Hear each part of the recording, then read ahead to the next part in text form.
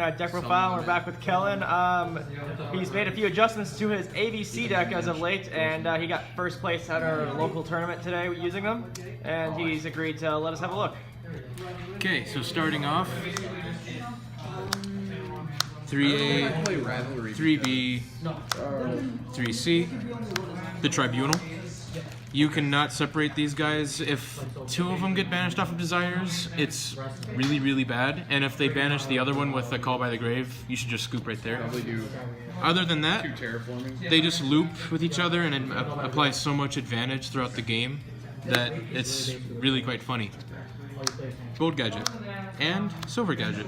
Since I run Platinum Gadget in the extra now since Summon Sorceress is banned, these two actually come in handy as stalling capabilities quite often. So you make Platinum, and then you summon one of these two from hand. Then you use their effects to summon something else from hand and extend from there.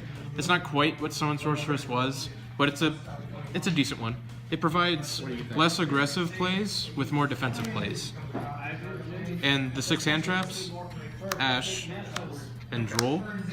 I used to run Danger and I used to run Ghost instead of Droll, but I found out that running these 3 just basically stop the opponent from doing their turn if you know when to play it. For example, they summon Solitaire and they tribute. They wasted their normal summon and they're tributing his cost. So activate this, what can they do? Unless they have some other form of an extender. And here, yeah, they get 1 search off, but for the rest of the turn, if you're playing up against something like, I don't know, Blue Eyes or Heroes, it just stops them for the entire turn because all their base is based on consistency. And on to spells, Hanger, and Terra.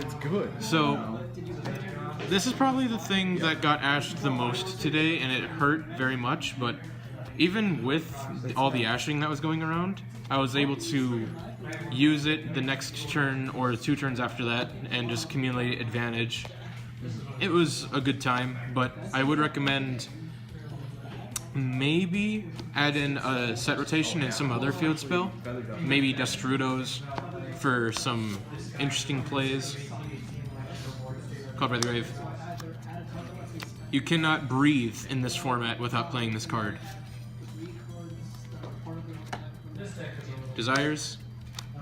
I really like Desires in this. Extravagance is way too risky with the ABC Dragon Buster in the extra deck ready to be banished. And Desires, it's a risk, but it's a risk willing to take. And especially if you have this, that just, it's so nice. Just popping Desires, draw 2. Upstart. I used to run Regeki before this, and I used to run Monster Born before that. Now, the one slot that you have left in the deck after playing all the 3-ofs is usually going to be Upstart, Regeki, or Monster Born. It depends on what format you're going into, but I just preferred to Upstart because that would offer me to go into other plays. Monster Born, you could like revive an ABC Dragon Buster and do some loopy plays with that, but it's usually not recommended. I played 9 traps, 3 Solomon Strike. Now, this was good, but not the best. Whenever I used it, it was in a good situation, but in all the situations where I had it, I just discarded it for ABC or Cerberus or Unicorn, just because paying 15 at that moment wasn't optimal. So if you want to play like a battle trap to optimize life point advantage, that'd be alright. Maybe Storming Mirror Force. Lost Wind. This card is phenomenal. It is absolutely amazing. Only one going first though, because you set this, they go for something, negate, they try to go for an extra monster set, and that only works if it was previously set, unlike Impermanence, where this can work 2 times, but Impermanence can work from hand, which the extra speed does actually make up a lot. And 3 Impermanence. Borrowing this from a friend, so in the next deck profile I may not have a 3rd Impermanence, but who knows. And also, despite the price tag, it is worth it. You can just shut down an entire person's plays. Extra deck. Now, I cut out Yugioh as far as the big boys, because, well, there's actually a few things. Yugioh was there because the dangers were there. If you take out the dangers, you have to take out Yugioh. And then I had the Dinosaur Link too, and Summon Sorceress here, as well as Mermaid. And Mermaid was because I took out Ibli and Summon Sorceress. You can't have Summon Sorceress without the Dino, and since they banned Summon Sorceress, there's no reason to have the Dino in there. And Platinum Gadget is a really, really nice substitute. Like I said, it's more defensive than offensive, and the fact that you can't Link Summon with it at the turn it's summoned does bother me, but usually it just sat there, and the opponent was either forced to attack over something that did nothing when it was destroyed, or attack over this, and then I'd do advantage. So it was basically like a giant game of attack me or don't, which it worked really well. Like these. The Utopia package, I always am debating on whether running the one in between the S39, but extra deck space is so tight, you just have to go with this, and Rebellion isn't worth it, it targets. Gear Gigant, this is the card that, if you're in a tough spot, it's the card to get you out of that tough spot. And also, setting up with this can get you a free plus and get you an ABC Dragon Buster, and it's just so good. Tornado Dragon, I never ever used it, but in those situations I was expecting Larson to come up today, which he was nowhere to be found. So, just like he was nowhere to be found, so was this on the field. Castell, I used this maybe 3 times, and every single time it was to spin away something so that I could go for the quick OTK. It's fine, it's just, I wish that I had Diamond Dyer to free up space. But then again, Castell has a beat stick, so either way. Abyss Dweller.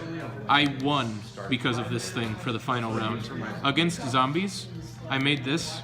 I didn't know that he had zombies, it's just, I had a feeling, because it's Nate, he plays zombies, that's his thing. So I summoned this along with a Platinum Gadget and a set card, and an Ashen Hand. He basically was just, he couldn't do anything.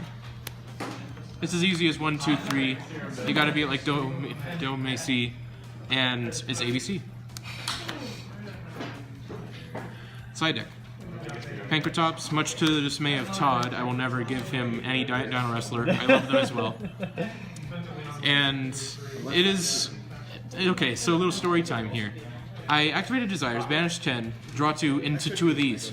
And what's funny is that they were actually live, because next turn he summoned 4 monsters, couldn't go for an OTK.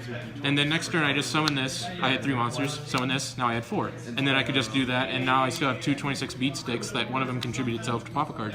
So, even if you Desires and you get 2 of these, it's still not dead, as proven from today. Yeah. Then you'd have to try Lancia. Oh, okay. I see what you're saying. I sided it once against New with his Thunder Dragons, Thunder Dragon and Endymion, but I never drew it. So unfortunately I can't say how well it was today. It probably would have been good, but New kept on bricking, so who knows. I was expecting Crusadia Guard Dragon, and this deck is really good. Discard it. Let's say they have a hot red on the field, or a Yugioh, or whatever. You just discard this, take control of that. They can't negate it because Hot Red negates stuff on field, and this is a discard as cost. And also, I found out in the mirror matchup with my buddy Cameron, I discarded this, targeted his ABC, and then he tried to tag out, and then I just negated his tag out. So either way, it got the body off the field. So it works. The other Tribunal. Now, I sided this against zombies, and it was, I never drew it because it's one of, please to 3, and you can stay at 1. But this against Sky Strikers, which I didn't see. This against zombies because zombies love the graveyard, and Macro just says no. And next up, I was expecting Larson, didn't see him, so this never saw the deck. All right. So I guess overall, what do you think? How do you think this deck's going to go into the new format? You think? It depends. There's either this version, which I like to call the trap version. There's the danger version, and then there is the Sky Striker version. The Sky Striker version, if you have some money, you can make it work. But I say because Kagari is at 1, it maybe isn't worth it.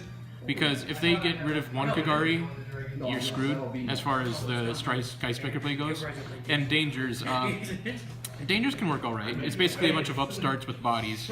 But the bad thing about Dangers is that I found that if you're trying to run an engine for them, you have to find the right ratios, the right things, so that can be subjective to the player. But There is one thing that I found about the trap variant is that it's the most consistent in wins overall.